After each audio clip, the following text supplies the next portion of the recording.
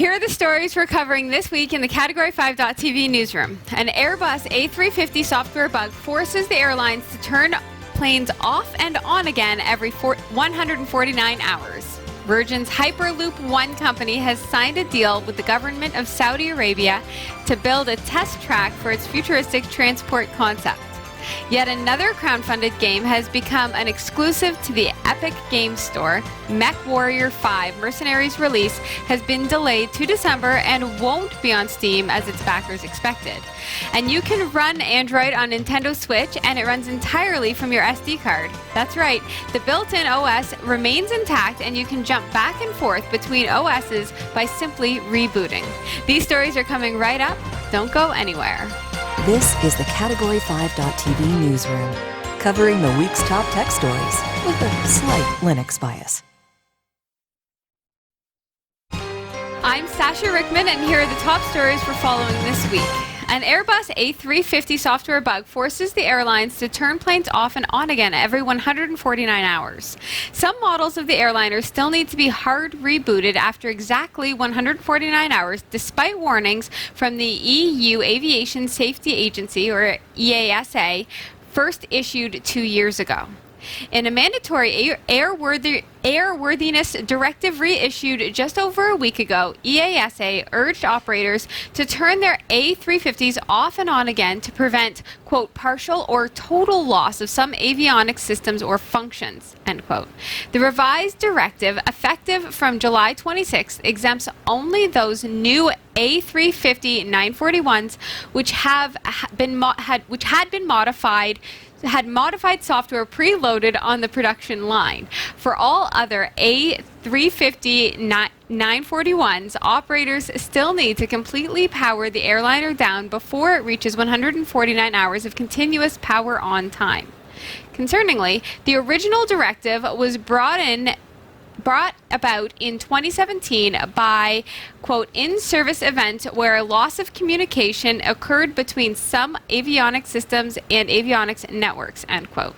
The impact of the failures ranged from redundancy loss to, quote, complete loss on a specific function hosted on common remote data concentrator and core processing input-output modules, end quote. In lay terms, this means that prior to 2017, at least some A350s flying passengers were suffering unexplained failures of potentially flight-critical digital systems. It is common for airliners to be left powered on while parked at airport gates, so maintainers can carry out routine system checks between flights, especially if the aircraft is plugged into ground power.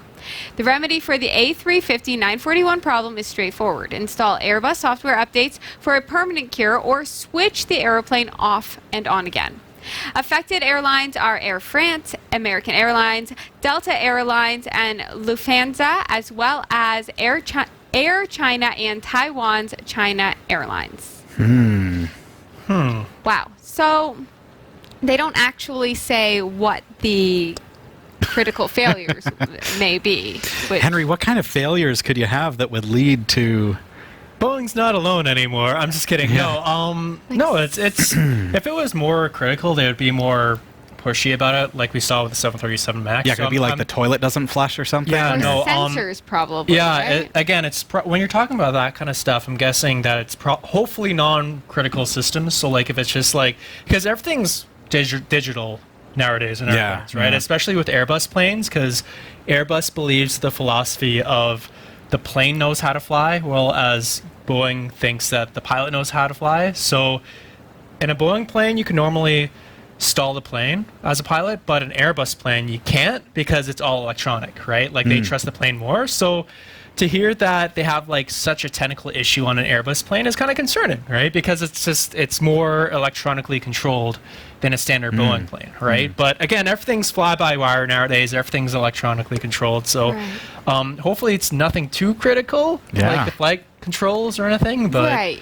Well, the other question is how easy is it to turn a plane off and on? Like, is it something you could conceivably just do preemptively before any flight? Like, yeah, it's not that hard to off? do, but as we saw with today's earlier story, it does take time for instruments to know where they are. You have to put in your like exact coordinates again. You have to do all that stuff. So, in an industry where time is money, it adds time, right? So why not just you keep certain systems on? If it's a quick turnaround, then go.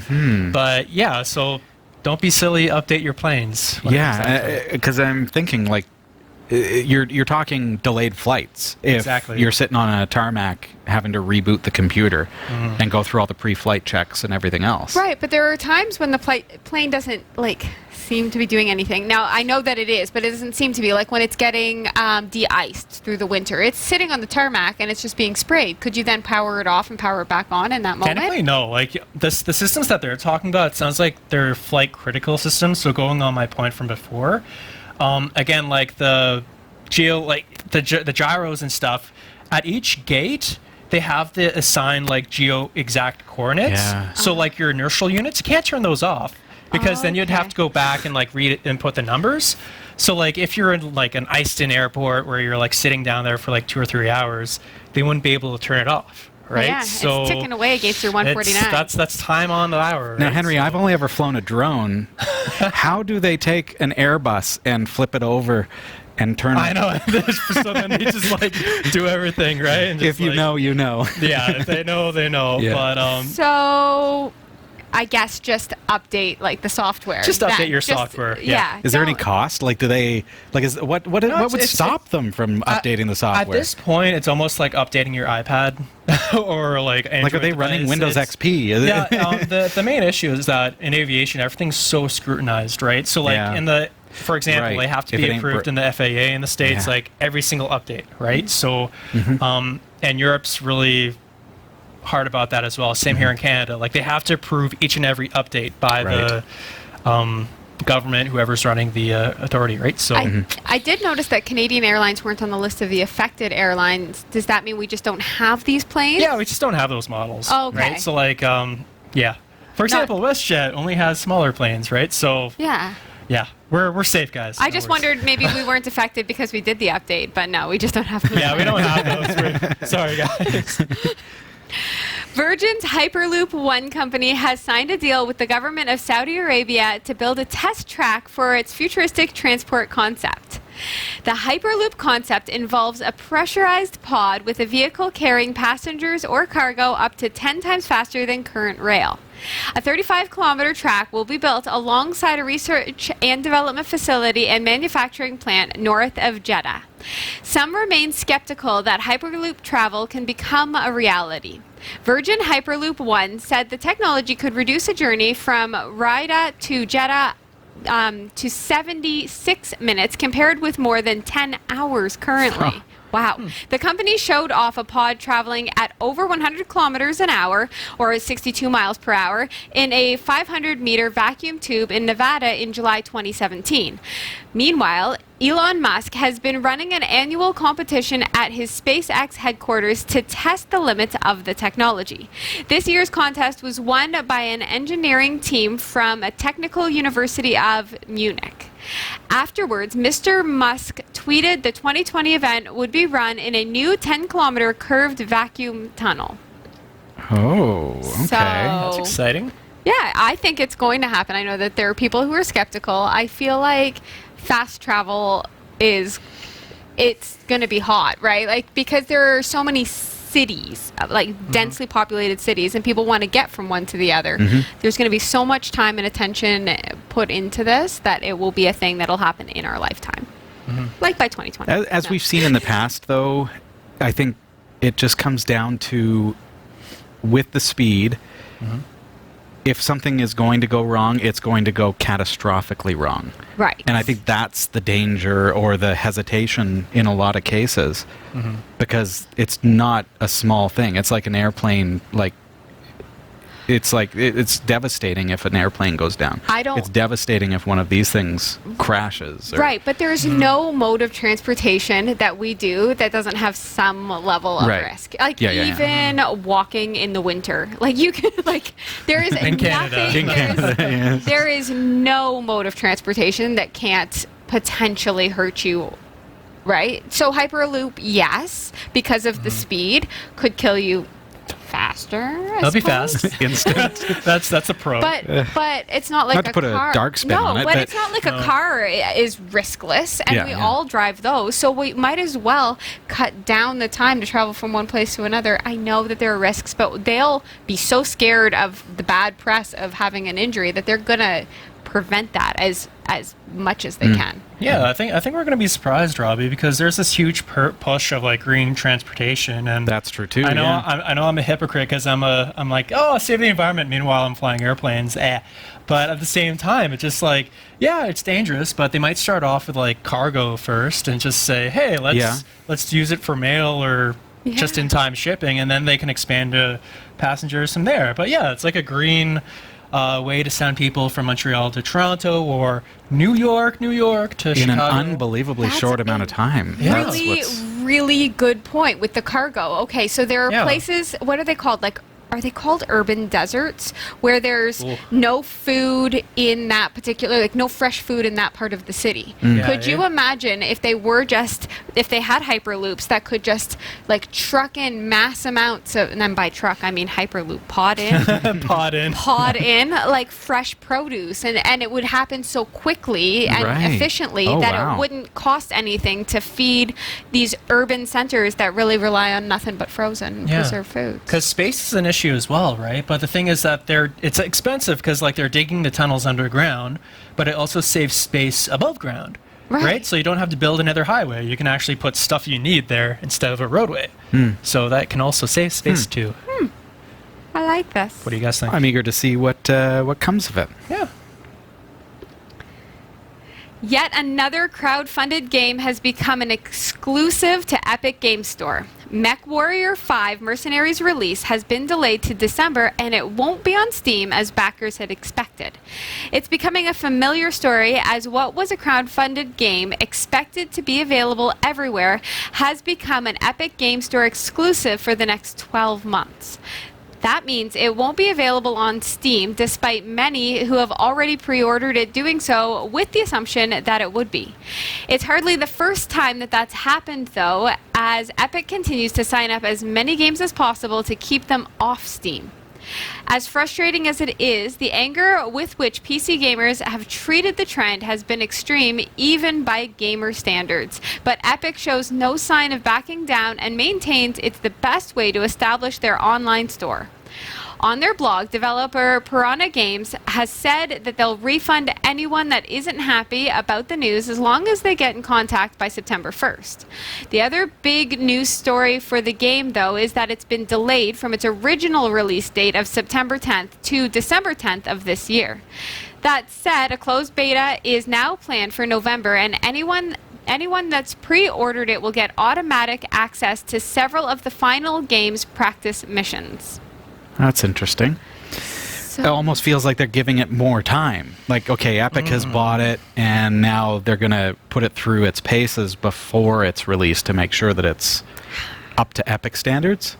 Can you say that? Yeah. How many people do you think are going to be so upset about this news, though, that they'll ask for a refund, right? Sure. So then wouldn't that unless take away... you want to opt into your early access. But your early access is still later than the original release date. Yeah. Yeah. But then wouldn't this take away from the funding of developing it beyond from September through December when they see how many people want a refund? Yeah. Like if there was a mass gamer movement... Crowdfunding is so tough. There won't be a mass gamer movement? There will be, but the big thing with Epic right now is that they have the money to support it. Yeah. And the main issue with Epic versus Steam is that Epic is letting the game developers get more money out of it, right? So let's say if Steam charges 10% commission, but when they sell a game, Epic would only charge 5%, right? So there's an inclination of yeah, we should go to Epic. But again, Epic doesn't have all the same good features, everything else that Steam does. So a lot of gamers are angry because Epic is stealing, quote unquote stealing, again, both sides of the argument, their games. Because there's a lot of Kickstarter games. There's a lot of these games like, I think Phoenix Point, Shenmue, all these other games that were going to be on Steam. We're marketed as being on Steam. But now Epic has paid them out. And now they're only going to be Epic exclusive or Epic exclusive for X amount of time, right? So it's really sucky for the players. Right. If it matters if you like Steam or not, but it just... Can you not have both Steam and Epic? You can, but there's been a lot of controversy about Epic, though. Like, there's been a lot of, in the sense that, A, it doesn't have a lot of basic features. So, like, when you log into Steam, obviously you have the games, but there's, like, a lot of social, market, community things. But with Epic Game Launcher, there's been some, like, security issues. Again, don't quote me on this. You can Google it yourself. But there's been like a lot of controversy about that, right? Because with Epic Store, they don't have a lot of infrastructure with that. With that being said, it's still a new idea, right? It's still a new store, which is great for the consumer, you'd think, because more competition, better pricing, right? But the issue is that Steam isn't doing anything to counteract this, right? If Steam wants to win, all they have to do is lower the commission cost of selling a game to like 5%. Oh, right. And the owners of Epic have actually said, look, if you lower your costs, we'll stop stealing games. If you believe them or not, that's your choice. Right. But it's literally come down to that. So it's mixed feelings right now throughout the community.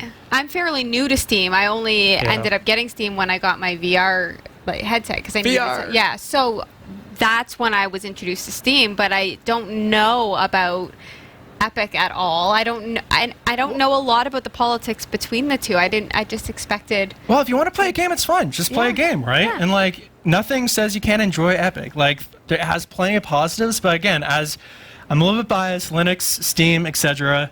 I prefer Steam myself. But again, if that doesn't matter to you, if you still want to play your awesome game on a different platform, power to you. You do that, right? But Who does Epic run with? Like Epic is run by Epic, like because like there's what is it? There's Unity, and then there's what's the other game? Unreal Engine. Yeah, Epic owns Unreal Engine.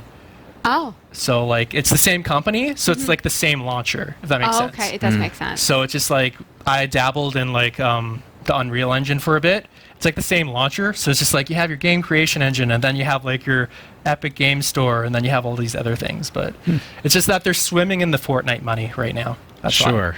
Yes. Yeah, and part of that is we don't want to give away our commission.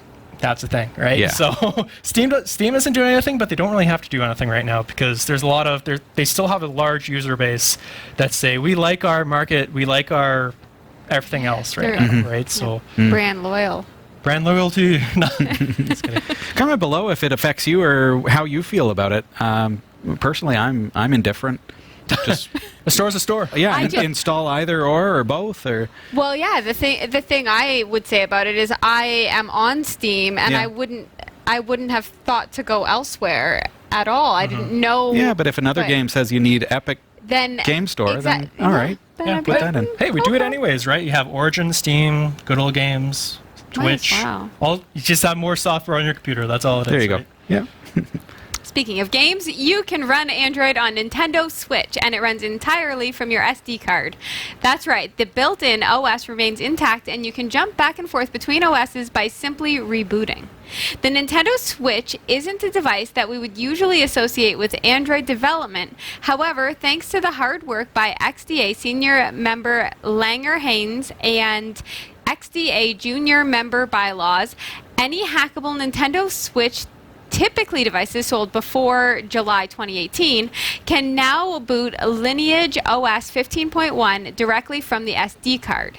Lineage OS 15.1 on the Nintendo Switch has basically everything you've come to expect from Lineage OS. You get all of your basic Android features, support for Google services, and even support for native NVIDIA Shield applications.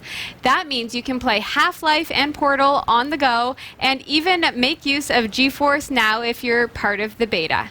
The Joy-Cons and Nintendo Pro Controller work without a hitch. Keyboard and mouse works when docked pretty much anything that can work will work. It's a spectacular port of Android and one that's well worth setting up if you have a spare SD card. Installing Android on your Nintendo Switch does not touch the main OS installed on it, so you don't need to worry about breaking anything. If you want to get started, check out the Switch Root Lineage OS 15.1 thread we've hot linked at cat5.tv/switch Android. Switch Android. Got cut off a little bit on the teleprompter, but I knew it because I wrote it. Thank you. That is too cool. Absolutely awesome. I mean, like it. It's awesome. you feel kind of limited by what the Switch provides, but it's fantastic. I mean, the kids love it, and it does everything they need it to do, but to be able to take it and turn it into a tablet at the same time, now all of a sudden, hey, take your tablet with you, take your Switch with you, it's just all one device. That's great. Perfect. I love that you can just do it with the SD card. You don't have to do anything to the built-in storage. Yeah, there's no risk at all of I love that. breaking anything. You can do it. Oh, there's always risk. We'll find a way to break it. Oh yeah, give it to me. But yeah, that's cool. Very good stuff. Big thanks to Roy W. Nash and our community of viewers for submitting stories to us this week. Thanks for watching the Category 5.tv newsroom. Don't forget to like and subscribe for all your tech news with a slight Linux bias. And for more free content, be sure to check out our website. From the Category 5.tv newsroom, I'm Sasha Rickman. And I'm Robbie Ferguson. And I'm Henry Bailey-Brown.